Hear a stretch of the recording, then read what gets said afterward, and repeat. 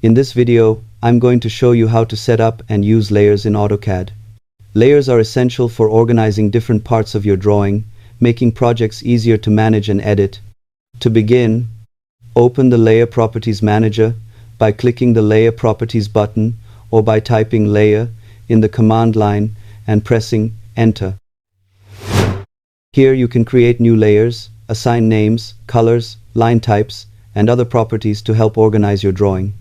Once your layers are created, select the objects you want to move. Then go to the Home tab and locate the Layers panel. Use the Layer drop-down list to choose the desired layer, and the selected objects will automatically be reassigned to that layer. Using layers effectively helps keep drawings clean, organized, and easier to modify, especially on larger projects. Assigning different colors to layers can also make it easier to identify objects at a glance. Thanks for watching, and happy drafting in AutoCAD.